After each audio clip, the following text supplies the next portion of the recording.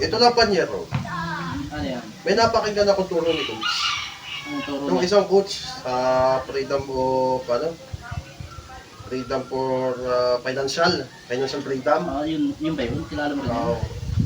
Sabi daw niya, kung gusto daw natin yung masinso ang buhay, tayo mga Pilipino, matututo tayo mag-ipon. Ano masasabi mo dun? Ang masasabi ko doon, paano nga tayo mag-iipon kung halos ang kinikita natin sa maghapon ay kulang pa? Kasi yun na lang bang araw naman dito sa Pilipinas, magkano lang binibigay sa atin araw? 400 lang, Kumbaga minimum wage. minimum wage lang, tapos bibili ka ng bigas pa kulang.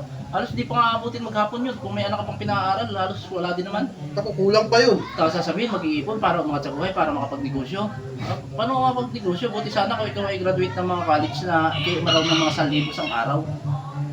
Ang sabi pa niya, pag may narinig din ako doon na sabi niya, dapat daw pag habang maliit ang gastos, maliit ang pera, napapagkasya, pero pag lumalaki, parang magiging kulang din. Ganon din naman ang punay nun.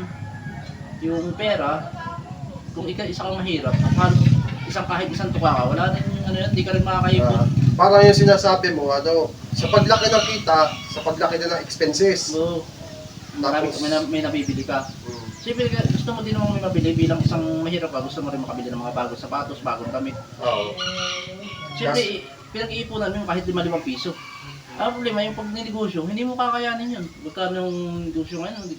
Dapat daw sumugal ka ng pera. Ang hirap no. Isusugal mo pa sa financial yung 10,000 mo, 5,000 mo, wala ka nang makain. Paano kung hindi kumita yun? Ito na lang kasi, yung iba kasi nag-uumpisa sa negosyo, nakuha sila ng loan o di utang. Utang. Pag nalugi yung negosyo, lugi ka na, may utang ka pa.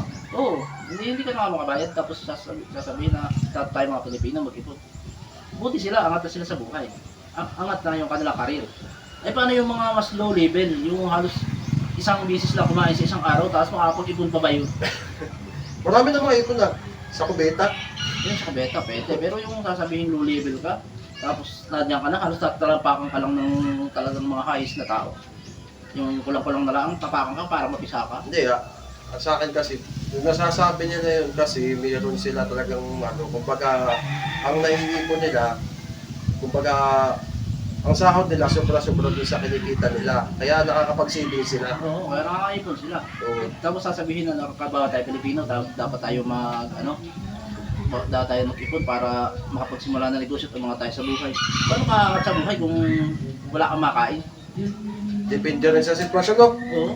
Basta sabihin aangat ka sa buhay. Hindi naman lahat ng Pilipino aangat sa buhay. Kung lahat ng Pilipino aangat sa buhay, ako magsisisihan yan. Bakit mo ako, sabihin, magtrabaho ka ba? Kahit hindi, ko. Angat ako sa buhay Bakit ako tatrabaho?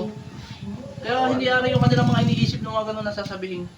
Paano kung kalahati ng populasyon ng mga Pilipino, lahat may negosyo? Hindi yung kalahati lang ang mamimili. Di yung isang tao, halimbawa, kalahati. Kung magkabilang tayo, ako yung may negosyo, ikaw lang yung bibili sa akin. Oo. Kaya nga, may tatlong division ng yung kalagayan ng tao May low class, may middle class, at nasa pinakaitaas. Yung higher class. Small, medium, large nga. Tapos yung papaliwanag nila sa publiko na gano'n. Sabihin mo sa kanila, sa palagay nyo. Sa palagay nyo, tama kaya yun? Na may upper, lower, saka medium? Iba naman yung sinasabi ninyo sistema ninyo, iba nang kayo, maangat sa buhay. Yung iba naman, low level, halos nakakita mo sa bangketa. Bangketa, natutulog. Makakaipon ba yun? Nakakaipon ba yun? Natutulog sa mga lansangan, hindi tulungan ng kapwa Pilipino. At least, babay ang tatawanan. Galing din, ano? Oo, imbis na tulungan mo yung tao na naghihirap dahil angat ka naman sa buhay, ang ginagawa, tatawa na lang, itatabu yung baho mo. Paipa kita dyan, ganun, ng mga maririnig. Tapos, masasakit na salita pa, ipaparinig mo sa kapwa Pilipino mo. Ano yung sasabihin na, aangat ka? Sa palubog nga yung ginagawa ng iba, hindi nga pinapangat yung ibang Pilipino, pinalulubog pa nga. Walang na lang, tabo na lang lupa. Utak din ano ka ba? Kaya sasabihin yung mga ganun, sasabihin ng coach na ganun. Mali din yun. Kalokohan yun! Sasabi lang nila dahil angat kayo. Kalokohan yun!